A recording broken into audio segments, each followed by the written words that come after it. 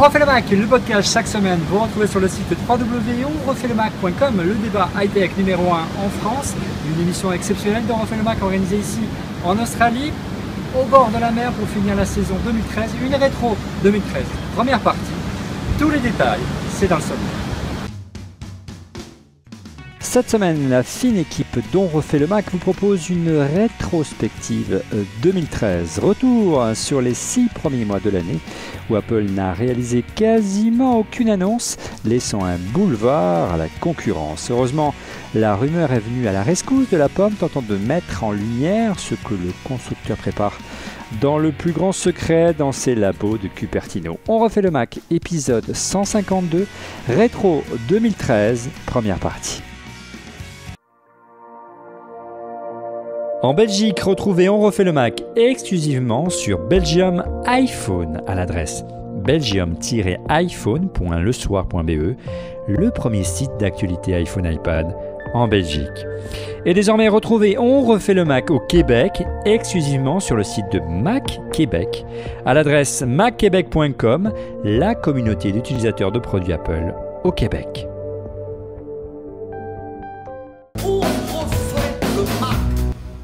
Avec comme invité cette semaine, comme chroniqueur, les historiques dont on refait le Mac, à commencer par Cédric Ingrand de la chaîne Info. Bonjour Cédric. Bah oui, qui est encore une fois en direct de son placard parce qu'il est en vacances. Il va pas faire semblant d'aller au bureau juste pour te faire plaisir, toi qui es à la plage. Salaud. Voilà. Bah écoute, pour une fois que c'est moi qui bouge et toi qui reste coincé au bureau, je prends une petite revanche. Autre historique dont on fait le Mac, c'est la touche charme de cette émission. Il s'agit bien sûr de Fanny Bouton de fannysparty.com et de melty.fr. Bonjour Fanny. Bonjour Olivier. Ça va? Moi il fait Alors, moins 3 ici. C'est pas mal aussi. Alors tu es où toi? Dis-moi, tu es au fin fond de la Seine-et-Marne. D'accord, tu as fêté Noël à la campagne, c'est bien. Tu as sélectionné plein de questions, vous le savez. Hein. Fanny, c'est la vigie de cette émission, la vigie du web, qui récolte vos questions que vous avez posées sur Twitter. Il y a beaucoup de choses à dire sur cette année Apple, particulièrement riche, pas forcément les 6 premiers mois. On va avoir un peu de mal durant cette première partie de l'émission. Autre historique dont on fait le Mac, il s'agit bien sûr de Rodrigo Sepúlveda Schultz, investisseur, podcasteur et entrepreneur. Bonjour Rodrigo. Salut Olivier, et consultant comme chaque semaine, je te le répète. Et ça se confirme. Bon, ça consulte à mort, c'est bien, ça nous fait plaisir. Ça consulte à mort. Tu bouges pas alors, tu restes fidèle au poste à la maison. Mais écoute, je rentre du ski. J'étais à Courchevel pour le Crystal Festival, qui est le grand festival de la pub et des médias chaque année. Ouais. Et je retourne à Chamonix la semaine prochaine. Mais entre les deux, je suis à Paris pour le Nouvel An. Pour Noël, réveillon de Noël, ce truc catholique là. Je t'envoie plein de soleil et plein de chaleur. Autre historique dont on refait le Mac, c'est bien sûr de Monsieur X, cet ancien responsable d'Apple qui avance. Visage masqué. Bonjour Monsieur X, comment ça va du côté de Paris? Très bien Olivier, je m'apprête à faire comme toi, partir à la mer. Ouais. Mais en Normandie, donc je pense que je vais faire des économies de serviettes et de maillots de bain. Hein. La facture d'eau risque d'être moins élevée, je te confirme. Mais vous savez, c'est dur là. Hein. Je suis très inquiet par 35 degrés. Le MacBook Air qui me sert à enregistrer cette émission, j'ai peur qu'il fonde sous la pression de l'Australie et des charmantes jeunes filles qui passent devant moi, mais passons. Messieurs, dames, on a une année particulièrement... en pleine forme, Olivier. Ah ouais, ça va très bien. Non, ça va très bien, ça va bien, je vous remercie. Non, ça va, on avance. Alors, on va commencer, si vous êtes d'accord, tout de suite par le mois de janvier. En janvier, les objets connectés tiennent la vedette au CES de Las Vegas, le plus important salon dédié aux nouvelles technologies. Du côté d'Apple, le pessimisme règne parmi les analystes financiers concernant les ventes d'iPhone, mais la marque apporte un démenti cinglant en annonçant des ventes records. Enfin, alors que la rumeur commence à bruisser autour d'une montre et d'un iPhone low cost, la firme de Cupertino se contente de dévoiler un iPad 128 Go.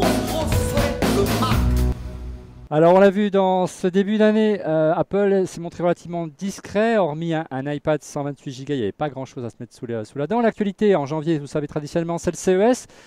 Les objets connectés, ça semble être une tendance. C'est là que sont nées peut-être les premières rumeurs du côté du CES sur l'arrivée d'objets connectés du côté d'Apple. Ça se confirme cette tendance ou ça reste une mode selon vous? Quel est votre sentiment? On va commencer peut-être par Cédric. Le fait qu'il y ait une tendance ne fait pas débat. Hein. On dit qu'il y a aujourd'hui 10 milliards. Si on part d'une situation il y a 10 ans où tu pouvais à peine connecter ton ordinateur à Internet et à peine ton téléphone. Aujourd'hui, tu peux connecter. Moi, j'avais fait le compte, il y a 42 objets connectés chez moi. Oui, mais tu n'es pas l'utilisateur lambda. Non, je sais, mais quand même, c'est parlant. Il y a 42 adresses IP chez moi. Adresses Mac. Enfin bon, bref. Et donc, il n'y a pas débat sur le fait qu'il y ait une tendance là. On dit qu'il y a 10 milliards d'objets connectés aujourd'hui, qu'il y en aura entre 50 et 80 en 2020.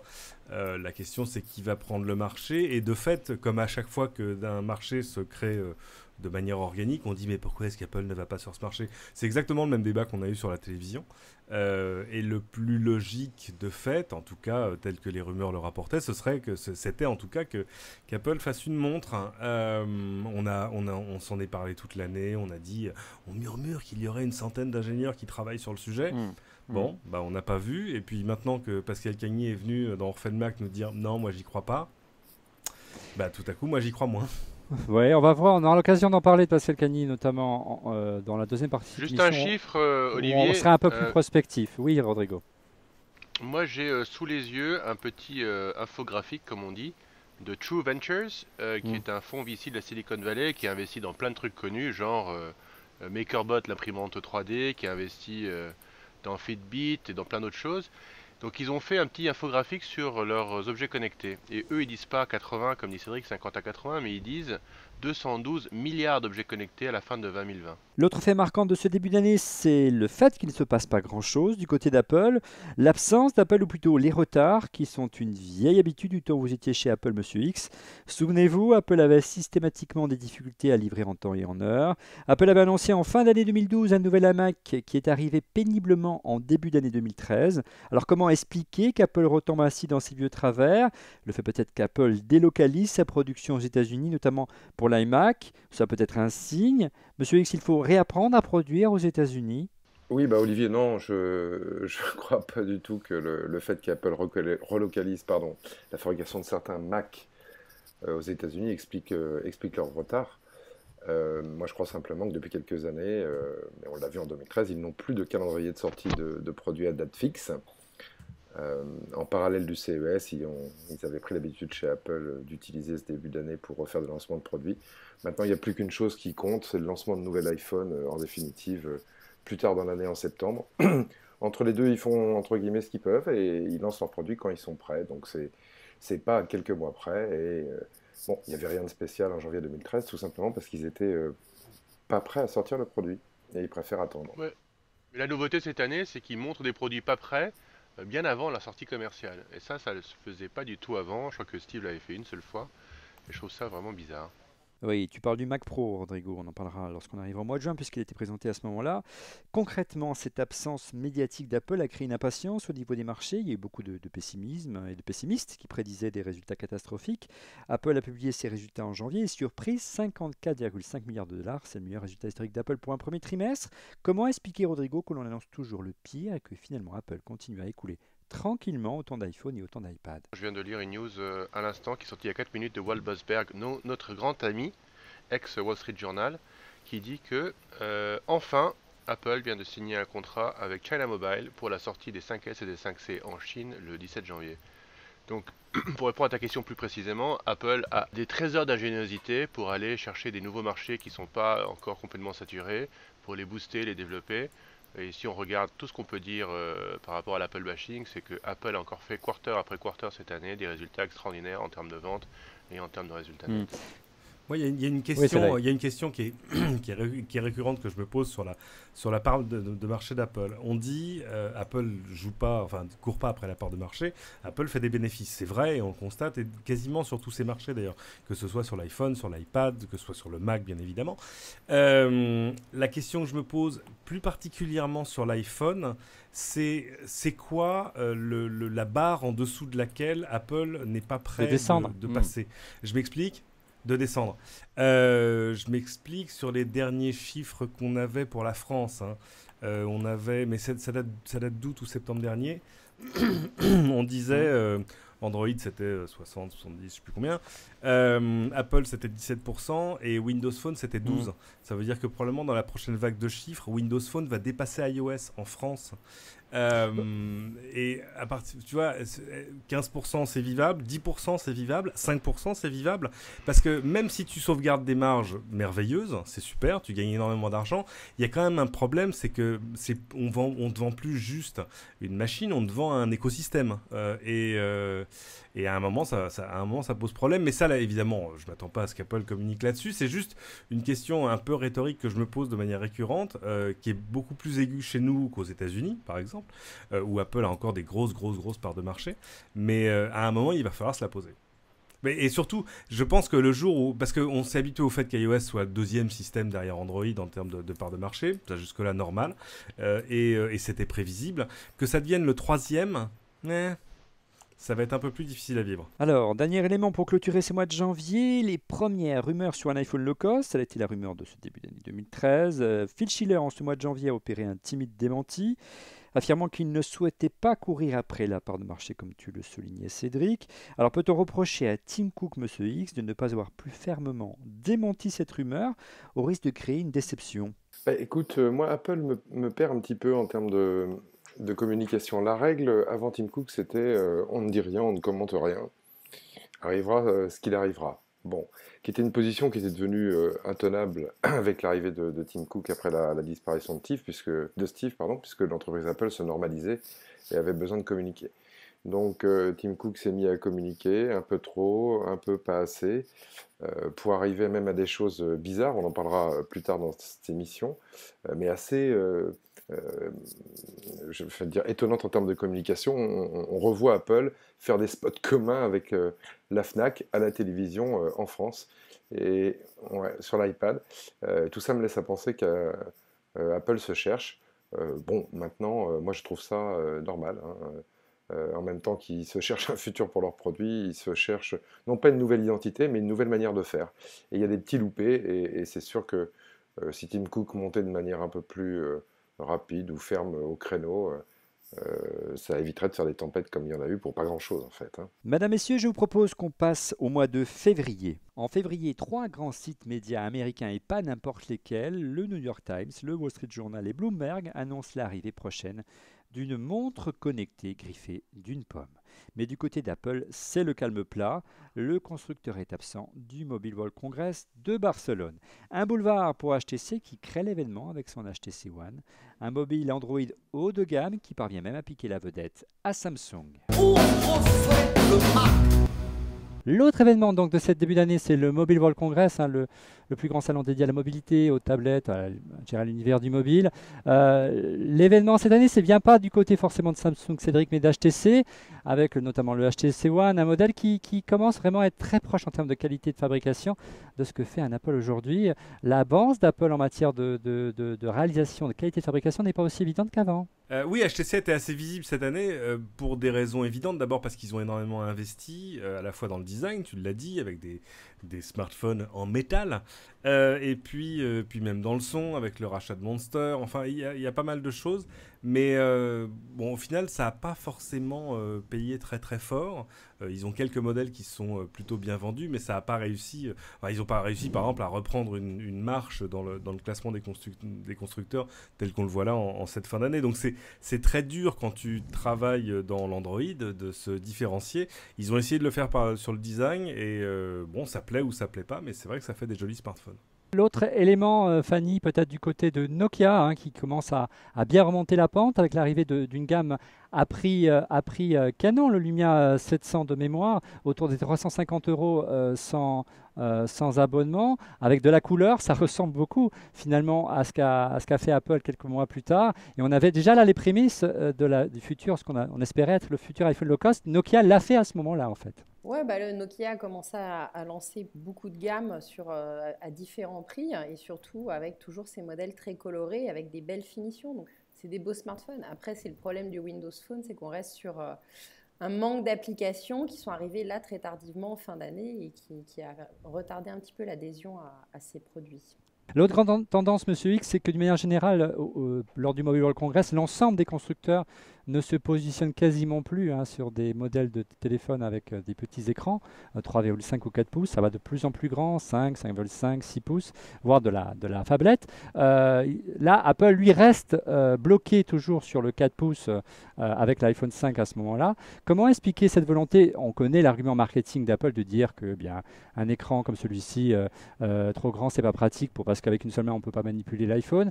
Mais est-ce qu'il n'y a pas une volonté de protéger tout simplement que les téléphones grand format, si Apple en sort, viennent cannibaliser les ventes de l'iPad, Monsieur X? Alors, je ne sais pas si c'est pour une question de cannibalisation de l'iPad, et en fait, je ne crois pas. Je pense que c'est une combinaison de plusieurs choses. Peut-être qu'Apple n'est pas capable de faire mieux que aujourd'hui. Ça, c'est une première chose. Deuxième chose, je pense qu'ils n'y croient pas. Il y a cette véritable question de l'ergonomie. Les iPhones d'Apple, avec leur taille d'écran actuelle, effectivement, sont adaptés à peu près toutes les mains. Quand on a un plus grand écran, ça devient un peu compliqué. Et puis, il y a autre chose qu'on a tendance à oublier, c'est qu'à chaque fois qu'on change de taille d'écran, il faut que toutes les applications qui sont dans iOS soient réadaptées. Voilà, donc conserver une taille d'écran constante dans le temps, ça favorise aussi le portage d'une génération à l'autre d'iPhone d'applications, parce qu'il n'y a quasiment rien à faire. Alors, on verra plus tard qu'avec iOS 7, il y a une adaptation en termes de graphisme et puis de mode de fonctionnement, mais ça permet ça. Donc je pense que c'est la combinaison des trois. Ils ne sont pas convaincus et ils restent là au risque de se faire dégager du haut de gamme qui a l'air de se cristalliser autour d'écrans plus grands. Oui, je crois que de manière générale, messieurs, dames, les écrans plus grands sont pas forcément synonymes de haut de gamme, mais je dirais en tout cas, si ce n'est pas Apple qui a posé son choix, c'est le grand public qui a choisi. Écoutez, je vous propose de passer tout de suite au mois de mars. En ce mois de mars, c'est Philippe Starck qui crée l'événement. Le designer français s'est confié à On refait le Mac et dévoile pour la première fois les coulisses de la réalisation du yacht de Steve Jobs. On refait le Mac. Alors, un mois de mars très calme, on l'a dit, concernant Apple. Par contre, allez, pour une fois, c'est un petit peu On refait le Mac qui a fait l'événement avec l'émission avec Philippe Starck, le designer, le célèbre designer qui a conçu le yacht de Steve Jobs. Allez, qu'est-ce que vous avez retenu de cette émission? On va commencer peut-être par Rodrigo. Moi, je me souviens que Philippe nous a dit que c'est Philippe Starck qui a conçu le yacht et non pas Steve Jobs comme il le proclamait dans ses mémoires.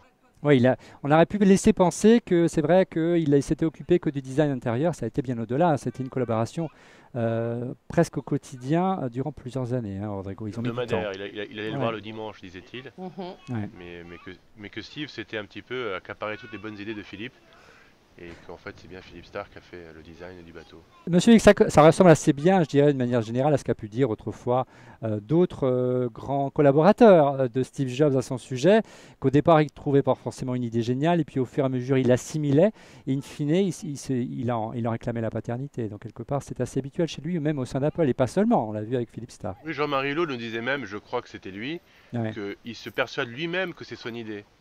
C'est même pas qu'il le fait consciemment, il croit lui-même que c'est son idée. Et on le voit en fait à travers l'ensemble des brevets qui ont été déposés soit au nom de Steve, soit avec Steve comme co-inventeur. Je pense que si ma mémoire est bonne, il a plusieurs centaines de brevets.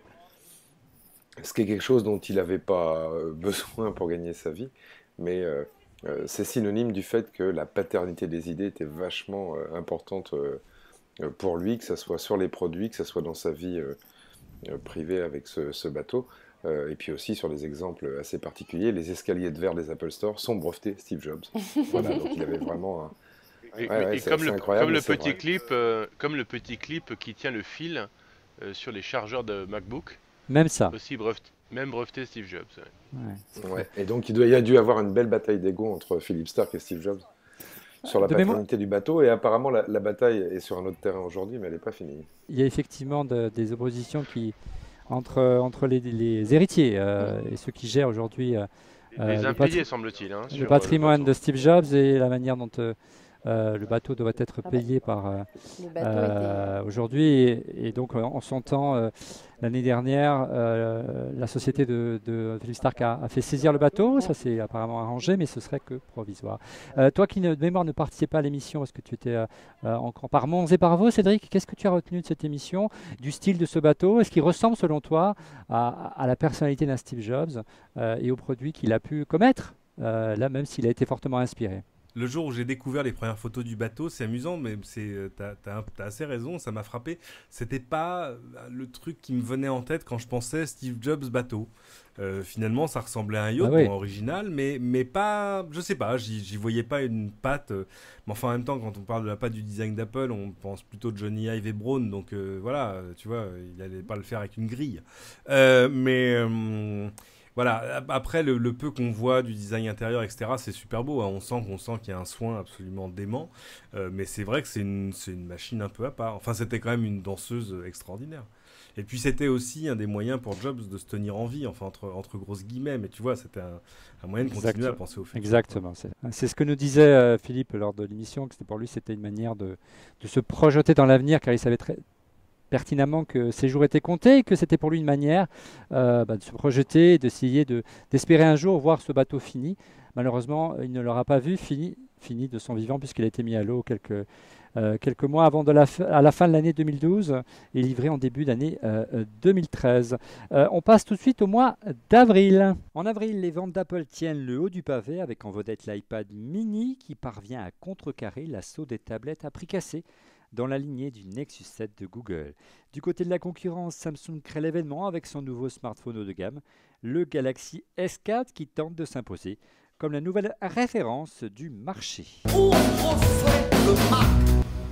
Alors on l'a dit, le début d'année concernant l'actualité d'Apple est assez faible, près de 200 jours sans nouveauté. Ce qui crée plutôt l'événement, c'est l'actualité financière d'Apple avec des résultats financiers du deuxième trimestre, encore en augmentation malgré encore une fois les oracles qui annonçaient le pire. Les ventes d'iPhone progressent, plus de 2,3 millions, ils atteignent 37,4 millions en avril pour le deuxième trimestre.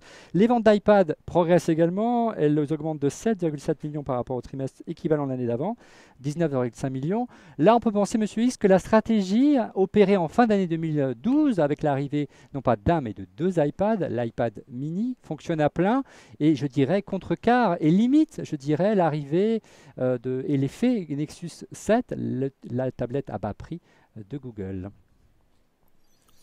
Heureusement qu'Apple a sorti son iPad 7 pouces et a entendu raison sur ce sujet. On s'est même posé à l'époque si ce produit, l'iPad mini, n'était pas le vrai premier produit post-Steve Jobs, sachant qu'on avait eu ce débat et on avait pensé à l'époque que Steve Jobs se serait obstiné et n'aurait conservé qu'un iPad de taille 10 pouces ou supérieur, puisqu'il avait déclaré lui-même que les tablettes 7 pouces, il y croyait pas trop, on ne pouvait pas en faire quelque chose de bien. Bon, Apple ne l'a pas écouté, Apple a fait ce produit et a réussi à rebondir et à continuer à avoir cette croissance formidable sur les iPads qui se ne dément pas aujourd'hui. Voilà, donc Apple a évité avec ce produit, on l'a vu en avril, un dérapage qui a été annoncé sur les tablettes, là où Amazon, Google, et une fois de plus j'insiste sur Amazon parce que je crois qu'Amazon est un concurrent qu'on oublie un peu souvent mais qui est au moins aussi sérieux. Là où la concurrence a commencé à faire mal à Apple. Sachant qu'en France, Cédric, Google n'avait pas forcément encore les armes, ni Amazon d'ailleurs, pour véritablement montrer ses forces. Ça prend du temps et c'est plutôt cette année qu'on va voir les effets de ces nouveaux modèles de tablettes je dirais entre guillemets à bas coût. Ouais, c'est compliqué parce que les tablettes Nexus sont pas des choses qui sont faites pour faire des gigantesques succès commerciaux. Tu vois ce que je veux dire? Ils ont des deals de distribution, ils les distribuent surtout en direct. Je pense que c'est surtout, on l'a déjà dit ici, des choses qui sont faites pour établir une sorte de standard de l'industrie, en tout cas côté Android, pour dire aux constructeurs, si vous faites un truc moins bien et plus cher, ça n'a aucun intérêt. Donc voilà, ça met la barre souvent assez haut, surtout quand tu regardes par exemple la dernière Nexus 7 qui est ici en termes de finesse, de puissance, d'affichage et tout, voilà, 229 €. En termes de rapport qualité-prix, c'est imbattable. Ouais, Apple ne peut pas rivaliser. Non, c'est pas. Oui, c'est ça. Là, ils ont. Mais l'objectif de Google, encore rappelons-le, c'est de ne pas gagner de hein. l'argent. Encore une fois, oui, c'est d'évangéliser. Absolument. Mais clairement, ils ont visé un segment sur le prix et le reste où Apple ne peut pas s'aligner sans changer de modèle économique. Et Apple ne va pas changer de modèle économique juste pour vendre plus de tablettes que de Nexus. Et d'ailleurs, sur la tablette, c'est quand même le truc sur lequel ils sont, j'ai envie de dire, le moins sérieusement attaqués aujourd'hui. Y a pas, enfin voilà, ils vendent encore énormément d'iPad, tout va bien pour eux, surtout depuis qu'ils ont décliné la gamme, surtout depuis l'iPad mini, surtout depuis l'iPad mini Retina, donc voilà, tout va bien. Mais de fait, c'est vraiment des entreprises différentes qui poursuivent des buts différents et qui fonctionnent pas de la même façon. La campagne de pub de la Nexus 7 qui est passée à la télévision, ce qui pour un produit Google est quand même assez rare, s'adressait en particulier, Oui, ça surtout en montrait France. des enfants qui préparaient un exposé à l'école, qui téléchargeaient des images sur Google, qui copiaient les textes, etc. Donc c'était vraiment proposer un outil qu'on achetait pour ses enfants et pas des ados, hein, des plus jeunes, et qui devait rentrer dans les classes comme un objet normal. Et donc voilà, alors que Apple... La tablette pour Voilà, tous, Fanny, c'est exactement. ça. Quelle est la solution? Comment, Rodrigo, Apple pourrait contrecarrer ça en allant de plus en plus dans le premium, en allant de plus en plus dans le service? J'ai discuté il n'y a pas très longtemps avec un analyste financier, comme quoi tout arrive, et il me disait, voilà, la force d'Apple aujourd'hui, c'est son réseau de distribution, c'est les Apple Store. Tant qu'ils arriveront à se différencier par la force de son réseau de vente et par le service, on sait qu'en France, ça manque hein, de magasins pour offrir un service à la hauteur, puisqu'il y a tellement de monde qu'il faut attendre. C'est ça qui fait la différence et c'est ça qui peut fonctionner et c'est ça qui permettrait à Apple de se différencier et justifier ses marges. Il faut toujours repartir en marketing des clients cibles. Apple cherche à atteindre différents types de clients. Il y a les fans historiques, on en a parlé plusieurs fois, qui sont prêts à payer n'importe quel prix. Donc C'est vrai. pour eux, c'est pas un souci. Et en particulier, les 5S sur les iPhones sont pour eux.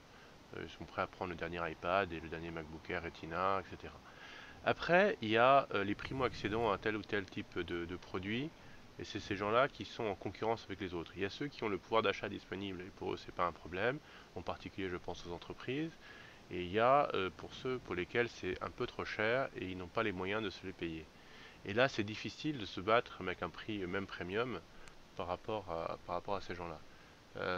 Je voyais un papier il y a quelques semaines qui disait la moitié des gens qui achetaient un iPhone 5C, qui est très très cher, hein, on en a parlé ici, c'était des gens qui étaient piqués à la concurrence. Donc ils y arrivent. Alors ils y arrivent comment? Apple utilise, je crois, le b.a.-ba du marketing, c'est une technique qui s'appelle AIDA, ça veut dire Awareness, Interest, Decision and Action. Awareness, c'est la publicité. C'est la première étape, il faut faire connaître son produit.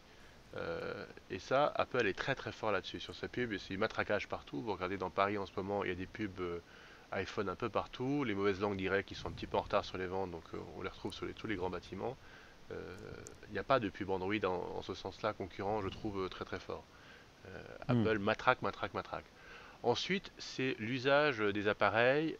La presse donne la publicité gratuite en termes d'utilisation à Apple. En veux-tu, en voilà.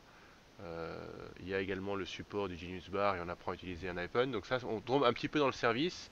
Oui, mais ça ne peut traiter qu'un nombre limité de personnes. Donc c'est pas forcément ça qui fait la différence.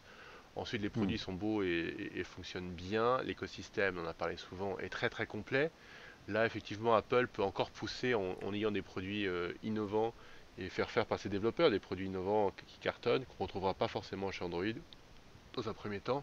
Et là, ça peut être une grosse différence. Et ensuite, sur le prix, je crois qu'il segmente plutôt vers le haut et c'est pas là-dessus qu'ils se battent. Et pour paraphraser Monsieur X, il va me le dire, il va me reprendre à la volée.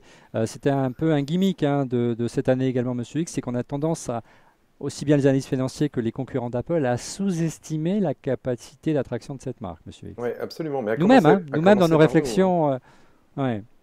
À commencer par nous. Or, cette marque reste extrêmement puissante. Et même en phase de sortie de produits sur le marché des smartphones, des tablettes, des ordinateurs, où on se dit, si on regarde les fiches produits entre ce qu'Apple fait et la concurrence fait, c'est vraiment pas toujours en faveur d'Apple. Malgré tout, ils sont là, ils sont relativement solides. Et moi, je pense que c'est pour deux choses qu'a cité Rodrigo et que tu cites, hein, qui sont l'attractivité de la marque est extrêmement forte, ils ont un capital incroyable. Et puis j'aime à penser aussi que c'est pour la solidité et la qualité de leurs produits, et puis cette qualité unique qu'ils ont d'intégrer le matériel et le logiciel. Mais la différence là devient de plus en plus fine. Elle devient aussi fine dans la partie distribution pour ceux qui ont l'occasion d'aller dans cette belle et grande surface qui s'appelle Vélizy 2 dans les Yvelines, à la limite de Paris. Ouais. Samsung vient d'ouvrir, pas beaucoup de temps avant Noël, un immense Samsung Store, allez, à 25 mètres à vol d'oiseau de l'Apple Store. Donc ils se font quasiment face maintenant. Et même ça, Samsung est en train de le copier. Donc il y a besoin quand même pour Apple de se renouveler. Dans le dernier classement Interbrand, qui est l'organisme qui mesure la valeur des marques dans le monde, Apple est passé cette année en 2013 numéro 1. Deuxième Google, troisième Coca qui était le numéro 1 à l'époque, avec une progression énorme de 28% et qui vaut presque 100 milliards.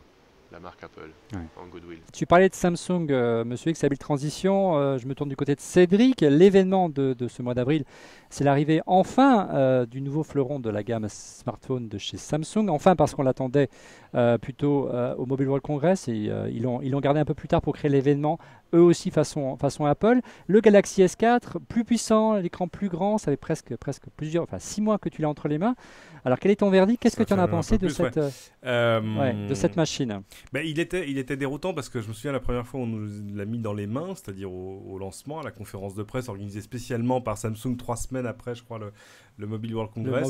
C'était un peu particulier de se dire, d'arriver sur le stand de Samsung. On savait tous qu'évidemment, on attendait tous un Galaxy S4 et on disait... Alors, on l'a mis en avril, hein, Cédric, petite précision, on l'a mis en avril parce qu'il a été commercialisé en avril. Hein, mais c'est vrai qu'il a été annoncé. Oui, absolument, il a été annoncé un petit peu avant. Et il était déroutant parce que le design avait un tout petit peu évolué par rapport au S3. Il était un tout petit peu plus carré, un peu moins arrondi. Et en revanche, l'écran était plus grand, mais les dimensions de la machine n'avaient pas beaucoup évolué, en ce sens qu'ils avaient gagné sur les bords de la machine pour arriver à agrandir l'écran sans agrandir le téléphone, ce qui était assez réussi. Il y a des choses qui sont tellement différentes chez Samsung que quand on compare à Apple, c'est-à-dire qu'il y a par exemple cette profusion de fonctions dont finalement, moi je vois avec le recul aujourd'hui, j'utilise le tiers. Bon, il y avait tous les trucs qui marchaient très bien en démo sur tu arrêtes de regarder la vidéo, elle se met en pause toute seule. Bon, c'est très chouette, mais ça, ça n'a pas un intérêt quotidien. C'est des gadgets. Ces gadgets, disons que non, ça peut être utilisé de manière intéressante par des applications, mais c'est un autre problème. Il y a d'autres choses quand même très intéressantes que moi je m'attendrais aujourd'hui à trouver de manière standard dans tous les smartphones et toutes les tablettes du marché, qui sont tout simplement la caméra de temps en temps s'allume pour une demi-seconde et regarde si elle voit tes yeux, et si elle voit tes yeux, l'écran ne s'éteint pas et se met pas en veille. Ça c'est un truc, une fois que tu t'es habitué à ça sur la plateforme Samsung, tu peux plus, même sur le Nexus j'ai le problème, je lis un truc, ça passe au noir, je dis mais je le regarde, pourquoi il s'éteint? Voilà, donc il y avait quand même quelques nouveautés intéressantes en termes d'usage. Et moi j'ai fini par comprendre pourquoi il y avait cet empilage, cet empilement de fonctions. C'est des choses qui, entre autres, par exemple, sont faites pour des marchés pour des marchés asiatiques comme le marché chinois, où ils sont très très fiches techniques. Tu vois, si tu as 74 fonctions et que ton concurrent en a 72, alors tu as gagné. C'est une façon un peu curieuse de voir les choses. C'est moins européen comme approche. Oui, c'est ça. On n'est pas. On n'est pas sur. En tout cas, on n'est pas sur less is more. Tu vois, c'est.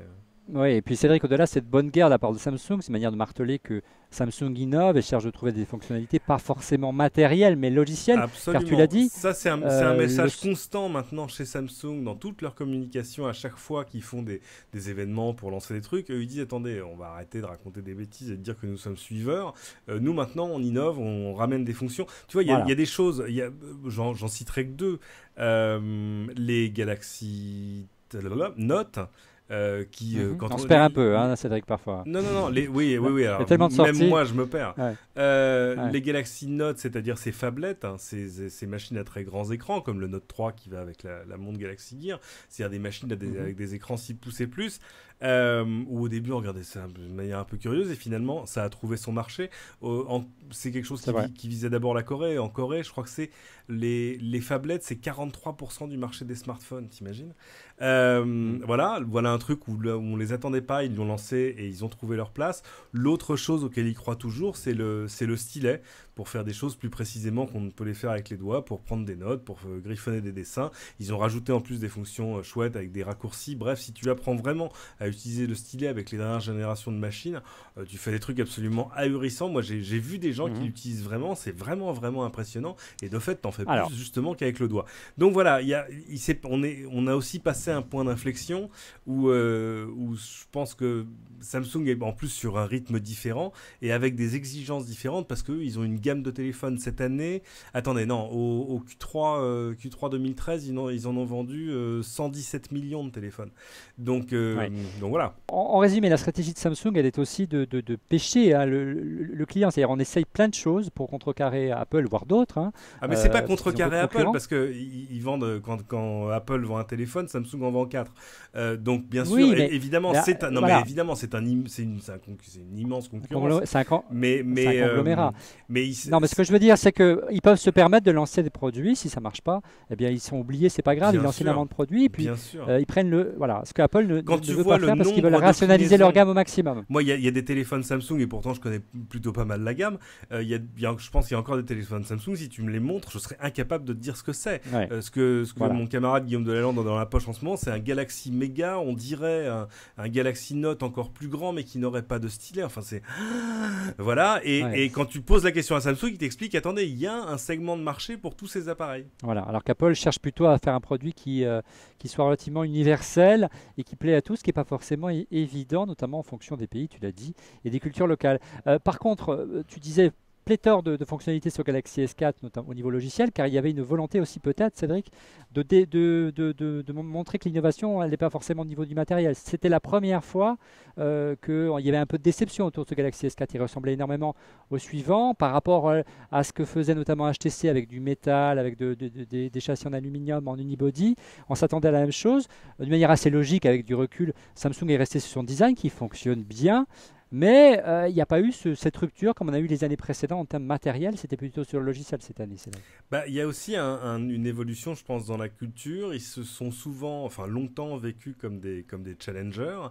Et à partir du moment où tu deviens numéro 1 mondial du mobile, enfin ça fait longtemps qu'ils le sont, mais Ouais. tout à coup tu prends des On parle du précautions. smartphone, hein. Parce que le S3 c'est très bien vendu.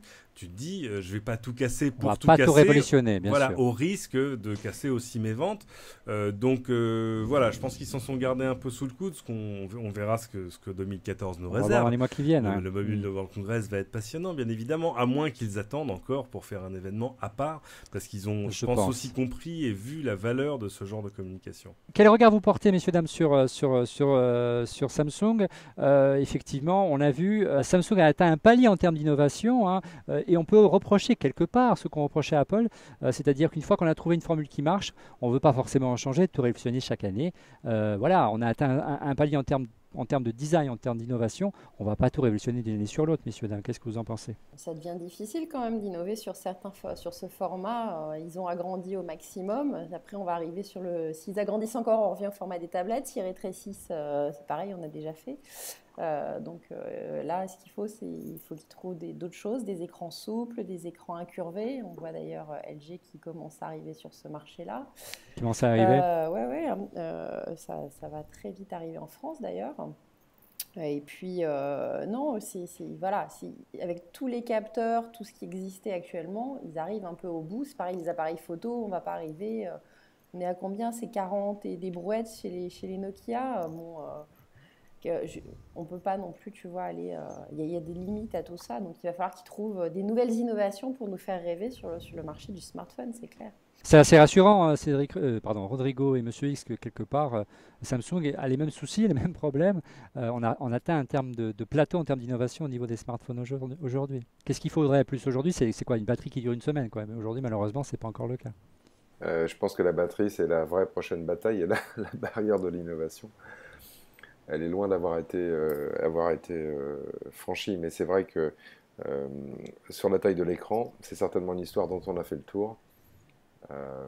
Et que les innovations vont se porter sur autre chose maintenant.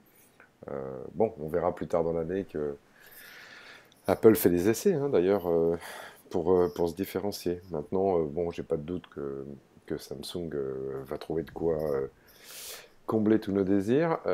Maintenant, ce que disait Cédric, moi, m'interpelle, parce que c'est vrai que de passer pour eux de numéro 2 à numéro 1, maintenant, ils ont peut-être un petit peu la peur du vide, et il faut que ce soit eux qui ouvrent le chemin. Donc c'est peut-être un rôle qui leur convient beaucoup moins. Ouais, et puis quelque part, ils ont aussi les mêmes contraintes en matière de résultats financiers et la pression d'éventuels d'actionnaires, ou du moins de la bourse, même s'ils sont en Corée, qui sont peut-être un peu plus réservés qu'Apple. Rodrigo, petite remarque pour conclure sur Samsung. On sait que tu les portes pas forcément dans ton cœur, mais quand même. Non, j'ai rien contre eux. Moi, je suis scotché chez Apple avec l'iPhone. Je l'ai déjà dit 20 000 fois ici. C'est parce que j'ai investi beaucoup de temps à apprendre à m'en servir. et que j'ai acheté beaucoup trop d'applications que j'ai déjà. J'ai pas du tout envie de passer du temps à réapprendre et à repayer ces applis. D'ailleurs, la stratégie était quand même assez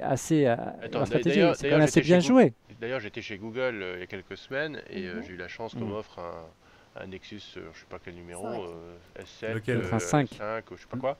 Le téléphone, le 5, il est pas mal. Le 5, il est très bien. Ouais, je l'ai branché, j'ai essayé de m'en servir, je l'ai posé, là il prend la poussière. C'est pour vous dire l'intérêt que j'ai pour un appareil Android. Je sens que ça va troller sous les commentaires. Je vais faire plein d'amis. Non mais très sérieusement, le switching cost, le fait de changer de système et d'habitude d'utilisation, moi vous savez, moi j'ai fait une école d'informatique il y a très longtemps. Moi c'est bon, j'ai fait 10 ans de dépannage de tous les copains à réinstaller tout. Maintenant je suis passé sur Mac parce que ça marche et je ne veux plus du tout me soucier de comment ça marche, mais plutôt de m'en servir simplement. Rodrigo, est-ce que tu as vu cette vidéo justement qui est expliquée par un des grands responsables de Google, je ne sais plus lequel, Cédric, tu as dû la voir cette vidéo, qui montre justement comment switcher d'un iPhone au Nexus 5 et très facilement et de récupérer toutes ces... Il faut que je retrouve cette vidéo, c'est super. Mais il y a deux choses. Il y a le temps passé à réapprendre à utiliser un autre système, mais il y a également le coût de changer toutes les applis pour passer à d'autres applis. Ça n'a aucun intérêt pour moi. En revanche, je vous fais un petit retour. Moi, je suis passé, vous savez, de l'iPhone 4 à l'iPhone 5S. Donc, j'ai sauté 2 générations. J'ai sauté le 4S et j'ai sauté le 5. Le pourquoi du comment, je l'ai fait un papier dans le plus sur le Nouvel Obs, vous pouvez le voir. Je suis juste ravi de mon 5S. On s'habitue, mais très très vite au nouvel écran. Je me souviens même plus de la taille de l'écran d'avant. On s'habitue très vite au nouveau poids léger. Ça s'est fait naturellement. Très naturellement. Je suis absolument ravi du Touch ID. Alors, j'en avais marre de rentrer mon code. Non, mais on en parlera dans la caméra est top. Dans la deuxième partie. Et je suis d'accord que les deux innovations qui manquent, c'est la batterie, vrai point. Et je vois pas pourquoi on a une caméra frontale qui est moins bonne que la caméra derrière. Ça c'est pas un gros souci. On se fait plein de selfies tout le temps. On se fait plein de selfies tout le temps. Il y a la résolution est pourrie. Je ne veux pas connaître les habitudes de Rodrigo, mais bon. Et on se fait avec des amis, etc. En boîte. Enfin, j'étais dans une boîte hier soir. Je vois les jeunes qui se prennent en photo tout le temps. Voilà. Je vois pas pourquoi il n'y a pas de flash et pourquoi on a une résolution plus pourrie. Donc, à minima, des caméras qui ont la même qualité des deux côtés et surtout quand on voit Frontro, ce truc débile qui a levé 4 millions d'euros. Dont j'ai parlé en coup de cœur, d'ailleurs. Pourquoi quand même ça Pas mal pour un coup de cœur débile. Bref, en tout cas, question innovation, on avait peut-être quelques pistes à trouver cette année. C'était au mois de mai, ça s'appelait Google I.O. Le mois de mai est celui de Google, avec la tenue de la Google I.O., sa conférence des développeurs. L'appétit du moteur de recherche semble sans limite. Pêle-mêle, Chrome, Android, réseaux sociaux avec Google+. La musique avec Google Play et bien sûr les Google Glasses. Google est sur tous les fronts alors que du côté d'Apple c'est toujours le calme plat. La pomme attend son heure. Alors une édition relativement riche de Google I.O., la conférence des développeurs de Google, beaucoup d'annonces. Il n'y a pas forcément de grosses nouveautés à se mettre sous la dent comme les années précédentes où ils avaient présenté de nouveaux modèles. Les Nexus, les tablettes sont arrivées un peu plus tard, les téléphones aussi, plus récemment. Est-ce qu'il y a encore une fois une volonté de marteler que l'innovation est là, mais dans les faits, est-ce que ça s'est vraiment traduit par l'innovation? Regardez les Google Glasses notamment, il y a eu énormément de buzz autour de ça. Est-ce que maintenant que le produit arrive en version prototype chez quelques Apifio, il y a vraiment un marché pour ça? Quel regard vous portez sur Google aujourd'hui? C'est pas plus de la com qu'une vraie volonté d'innover? C'est vraiment un travail exploratoire sur la suite des interfaces. Qu'est-ce qui se passe après le tactile? Tu vois ce que je veux dire? C'est le même saut quantique que quand on est passé du clavier au tactile. Je te la fais un peu rapide.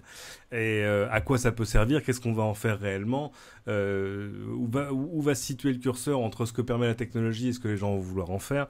Donc non, c'est intelligent de leur part de le faire. Et puis c'est l'une des rares boîtes qui a les moyens de se payer ce genre d'expérience in vivo avec ses développeurs. Moi, ça fait 2 ans que j'ai la chance d'aller à Google I.O. D'abord, c'est la conférence la plus sympa du monde parce que il y a plein de trucs à voir, plein de gens à rencontrer. Pourtant, ils font pas un boulot. En termes d'état d'esprit, c'est à l'antithèse d'Apple, c'est-à-dire qu'ils montrent des choses et une ouverture. Même en termes d'organisation, parce que c'est simple à comparer. Ça se passe exactement au même endroit, au Moscone. Enfin, là où se passent toutes les confs développeurs à San Francisco. C'est pas très original. Mais chez Apple, tu peux y aller. Enfin, c'est compliqué. Tu peux aller voir la keynote. Et puis après, on te dit, monsieur, la sortie, c'est par là. Voilà, vous n'êtes pas développeur, vous ne pouvez pas regarder. Voilà, vous n'êtes pas développeur, vous ne pouvez pas rester. Parce qu'évidemment, tous les développeurs sont sous NDA, donc tu ne peux pas aller parler aux développeurs. Ce qui est ridicule, parce que n'importe qui peut être développeur aujourd'hui, ça coûte centaines de dollars. Bon, oui, mais tu signes un NDA. Si tu es développeur et journaliste, Olivier Frigara, journaliste, n'a pas le droit de parler de ce que Olivier Frigara, développeur, sait. Donc c'est un peu... écoute, je ne me suis pas gêné jusqu'à maintenant, et les gens d'Apple le savent bien. Et pour l'instant, l'application Refait le Mac est toujours là, même s'il faudrait qu'on la... Non, moi j'honore les NDA que je signe, c'est pour ça que j'en signe très rarement. Donc voilà, alors qu'évidemment chez Google tu peux rester du début à la fin, tu peux aller rencontrer qui tu veux, et on atteint des trucs parfois un peu curieux, c'est-à-dire que moi j'avais du mal à trouver, par exemple impossible d'interviewer quelqu'un de chez Google pour me parler de Glacis, alors que par contre je pouvais arrêter n'importe quel développeur dans les coursives en disant bonjour monsieur, vous voulez nous parler de Glacis, je peux essayer. Oui, bien sûr. Bon, bref. On en est où concrètement, Cédric, de ces Glacis? On attend la version, on a entendu dire tout et son contraire, que que Google avait changé plusieurs fois son modèle, qu'il le positionnait plus vers les réseaux sociaux, la communication, ou vers le GPS. Bref, voilà, à quoi ça sert, quel est son mode, ça fonctionne, la reconnaissance vocale, bref. Pour l'instant, on ne sait pas, parce que de toute façon, le seul modèle qu'on connaît aujourd'hui, c'est celui qui est fait pour les développeurs.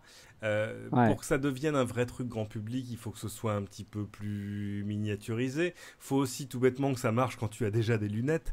Il faut un modèle batterie peut-être un peu avec plus endurante. directeur gauche parce que ça n'existe pas encore. Exactement. Donc on sait qu'on n'y est pas encore. Ce qu'on voit en termes d'application, c'est pour tous les gens qui ont Android, regardez ce que fait Google Now, c'est-à-dire ce bout de logiciel qui vous propose de l'information ambiante, en clair, qui au bout d'un moment a fini par comprendre que le soir vers 18h vous rentrez du bureau à la maison et qui du coup vers 18h ou vers 17h50 vous envoie une petite notification vous disant tiens, le trajet vers la maison ce soir c'est 25 minutes et pas 22 parce que voilà, il y a des embouteillages. Ou le truc qui comprend que tu es à l'aéroport et qui dit mais il est à l'aéroport, mais alors attends, dans ses derniers mails, il y a son boarding pass pour le Paris-Nice machin, et qui dit le vol Air France 8320 est en retard de 12 minutes, etc., etc. Donc de l'information qui vient tout seul au moment où tu en aurais besoin. Tu n'aurais pas forcément besoin de la réclamer, c'est l'avantage d'avoir une lunette, donc un tableau de bord en permanence. Exactement, parce qu'évidemment tu peux aller la chercher sur ton téléphone, voilà.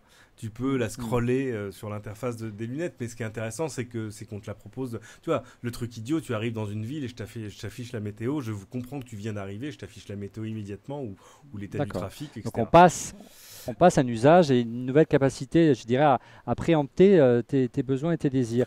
Fanny, tu l'as eu sur le bout du nez quelque temps chez Google France. Tu en as pensé quoi? Moi, ce que j'attendais, c'était les essayer, c'était pour voir si on voyait bien, si c'était confortable, si ça comprenait bien ce qu'on disait et tout. Et c'est là où j'étais agréablement surprise, c'est qu'en effet, j'ai trouvé ça très, très agréable. La vision est très, très nette. Et rien que ça, déjà, tu te dis, waouh, ça marche.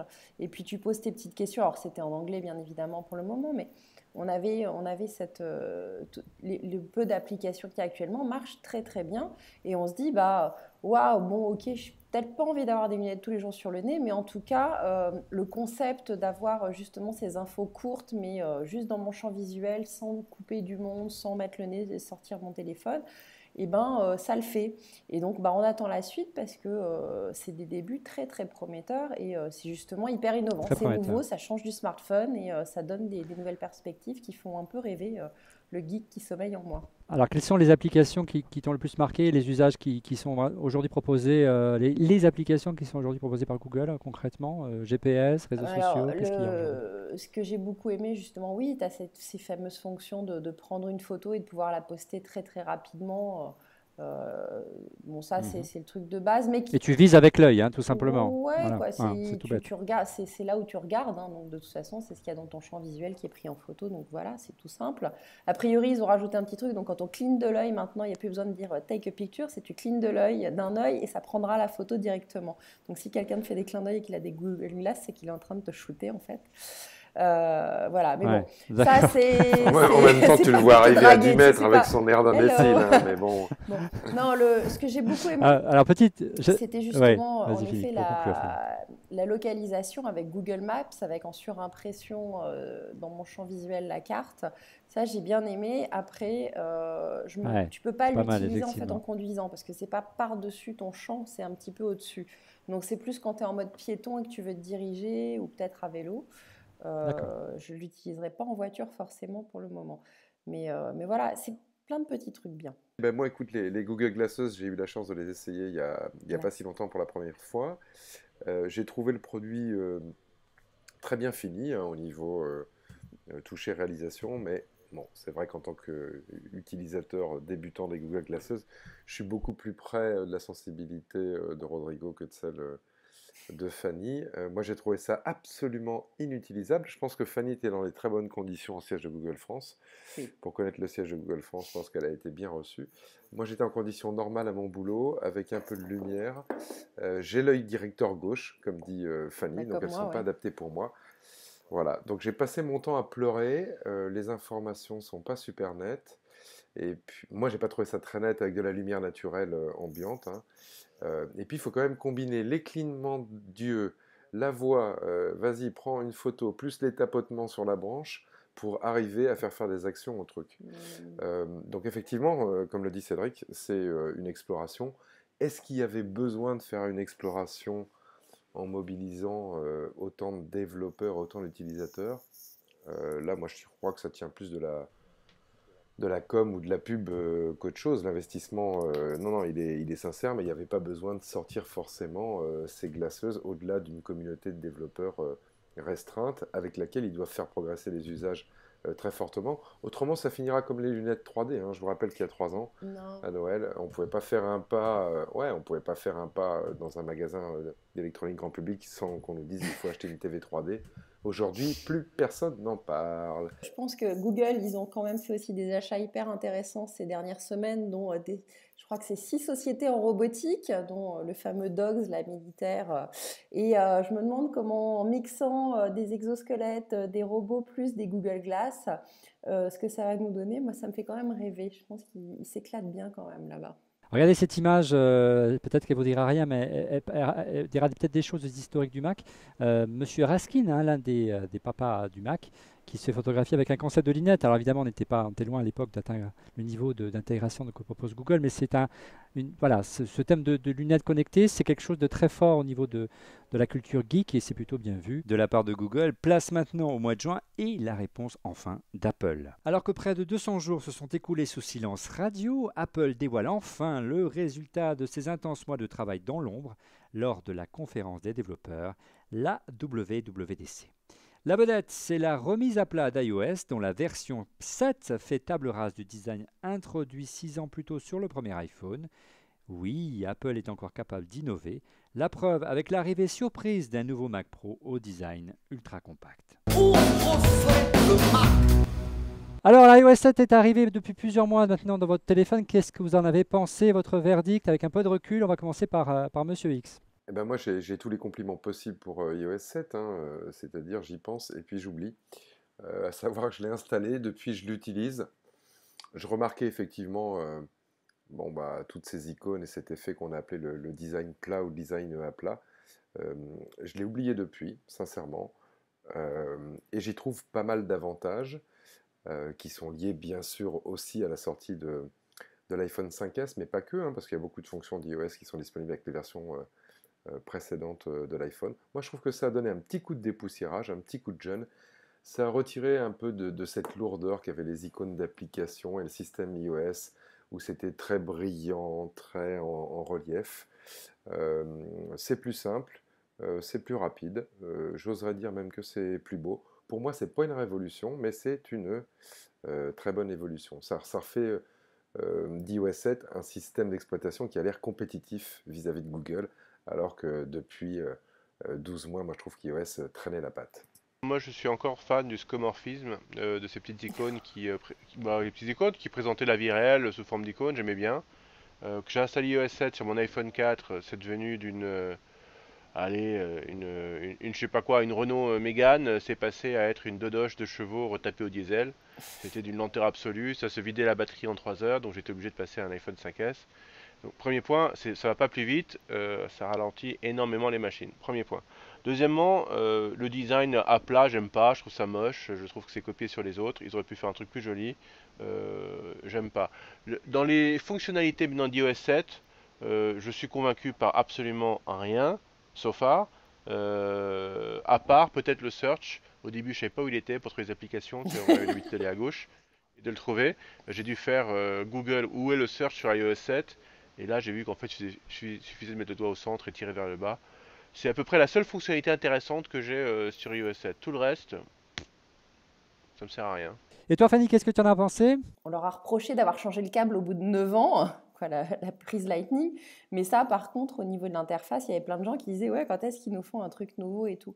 Bon, c'est pas transcendant la transformation, mais moi, je trouve que ça a dépoussiéré le truc, en effet. Et le scomorphisme, c'est bien, mais moi, voilà, c'est les années 2000, quoi. C'est vieux, c'est pour les papis, hein. Cédric, c'est quand même assez rassurant de voir qu'Apple innove enfin et ne se contente pas simplement des petites astuces de graphisme. Il y a vraiment une prise de risque en matière d'innovation, en matière d'interface. Ils ont remis les choses à plat, sans jeu de mots. Il y a plusieurs aspects quand même dans cette histoire. Il y a de fait, il y avait des choses sur lesquelles ils s'étaient un tout petit peu endormis par rapport à la concurrence. C'est-à-dire que c'était intenable de ne plus avoir ce panneau de contrôle comme tu l'avais surtout partout ailleurs, surtout les Android, surtout les Windows, etc.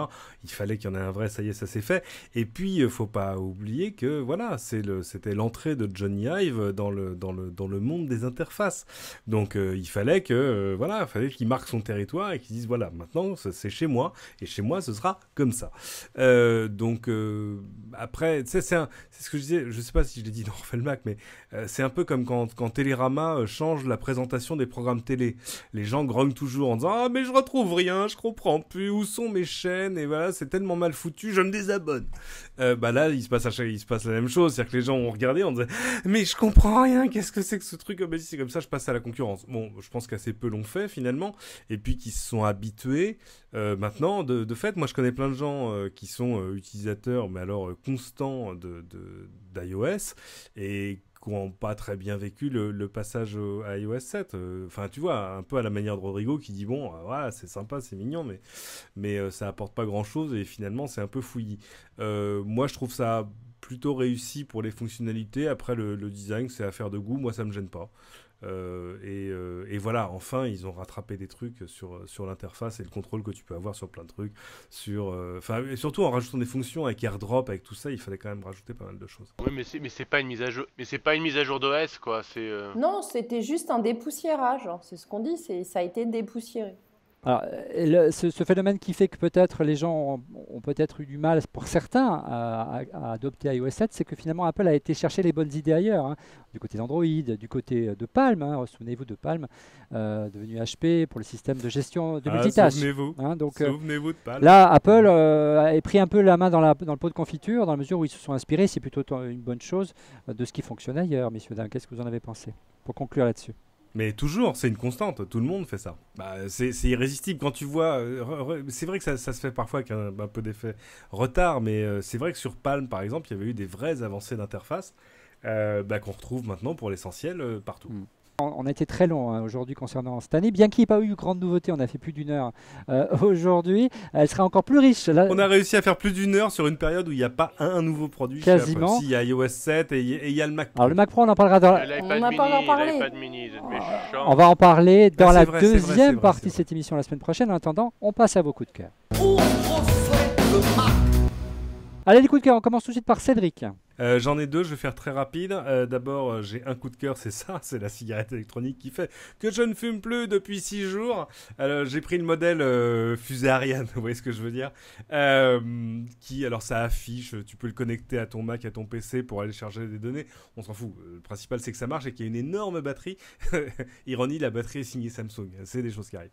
La boucle est bouclée. Ce qui est intéressant, c'est que va sortir dans quelques semaines, quelques mois, enfin très rapidement, une cigarette électronique connectée en Bluetooth à ton smartphone qui va te dire combien de fois tu tires sur ta cigarette par jour, qui va t'exprimer ça aussi en équivalent en cigarette normale, genre oui, si tu n'avais pas arrêté, si tu n'étais pas passé à ça, tu aurais fumé 74 cigarettes, etc. Ça t'aurait coûté combien? Bref, du quantified self, mais pour le vapotage.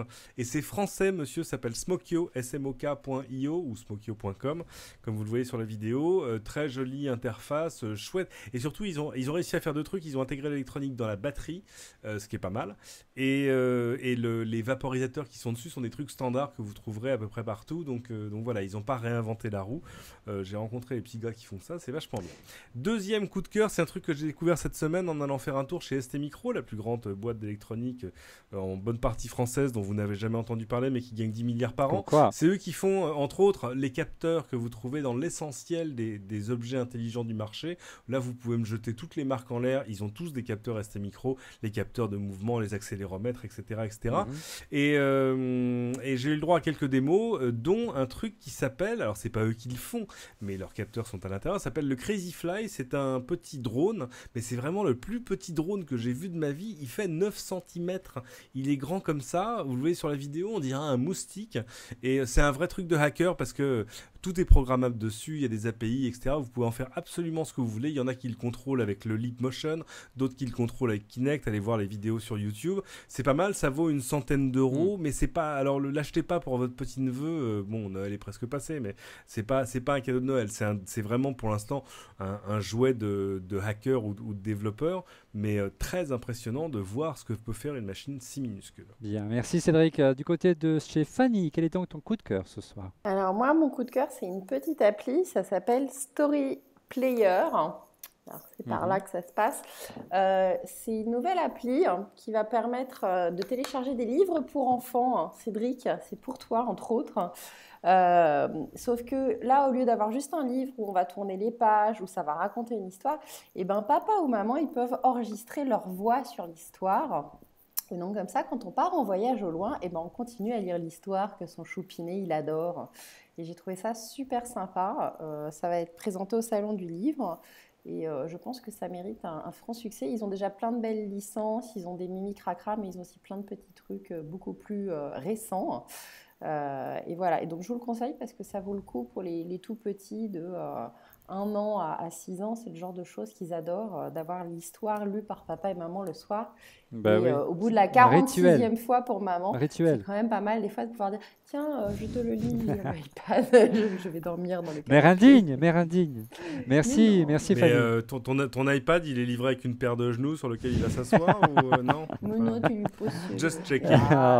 Dis donc, quand tu seras parti, tu verras qu'il sera content. Tu es en plein dedans, il est en plein dedans, voilà. C'est pour ça. Merci Fanny. Monsieur X, quel est ton coup de cœur ce soir?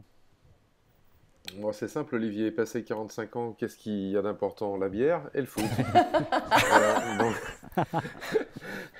Et à base de cette bonne équation, quand on a plus de 45 ans et qu'on est abonné à Canal+ comme moi, on s'attend à avoir une bonne application Canal+ pour son iPhone et son iPad pour regarder le foot n'importe où, notamment moi le samedi quand je fais les courses.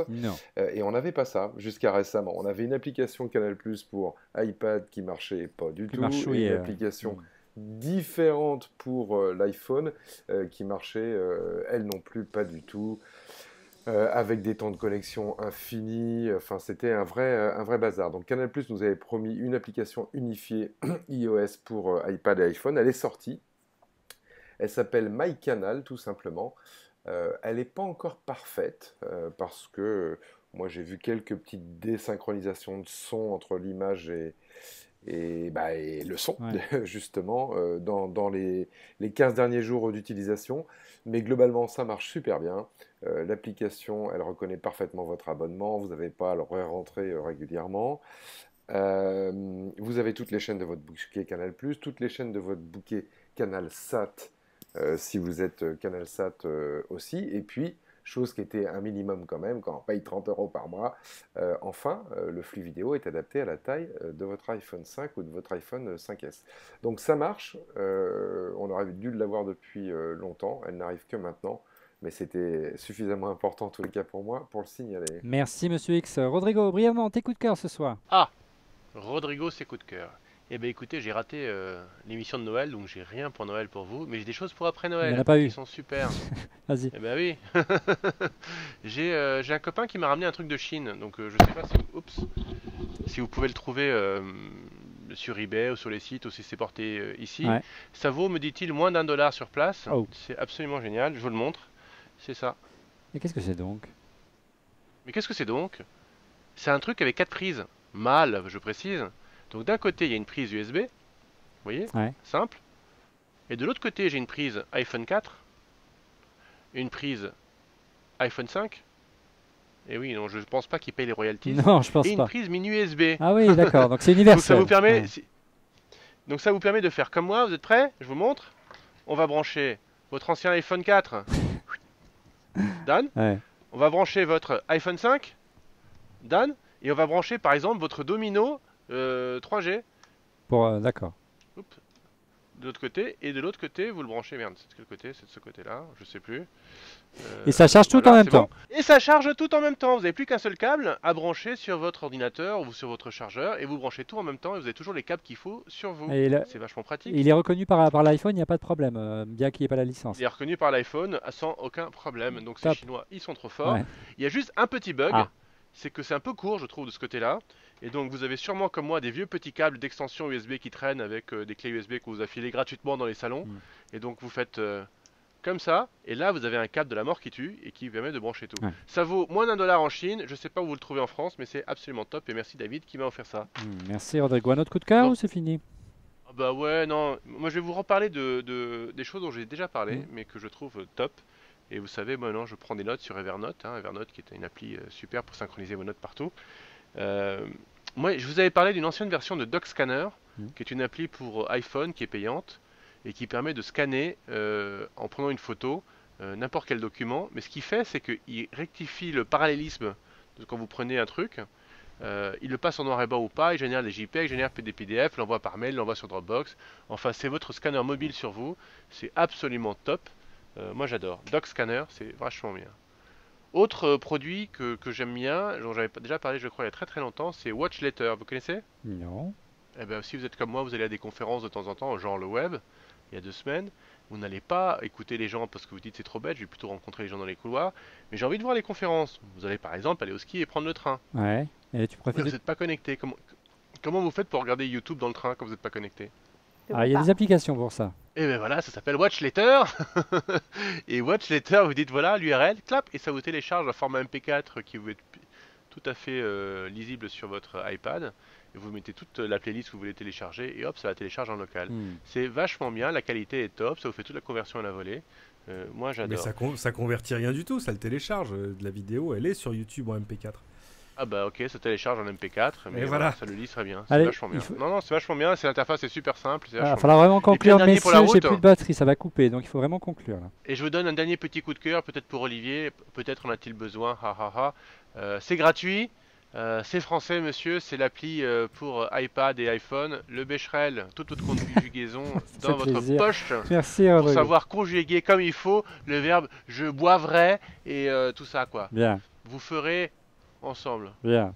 Merci Rodrigo. De mon côté, simplement un petit coup de cœur à une petite vidéo qui a beaucoup de succès sur Internet, qui une belle manière de clôturer cette année, de souhaiter un joyeux Noël et une bonne année, puisque c'est la dernière de l'année. On arrivera la semaine prochaine et l'année prochaine pour la toute dernière de la saison. Les vœux de Chuck Norris, regardez, réalisés par les équipes de Delove Digital, comme quoi avec la 3D on arrive à faire des choses extraordinaires. Voilà, joyeux Noël et bonne année à tous. Merci de votre fidélité. On a essayé de vous faire partager ces petits moments d'intimité entre nous ici lors de ces quelques jours de vacances en Australie, même si elles étaient studieuses. On vous donne rendez-vous la semaine prochaine pour la deuxième partie de cette émission consacrée à la deuxième saison, à la deuxième partie de l'année, une année riche, rétro 2013. À la semaine prochaine. Au revoir.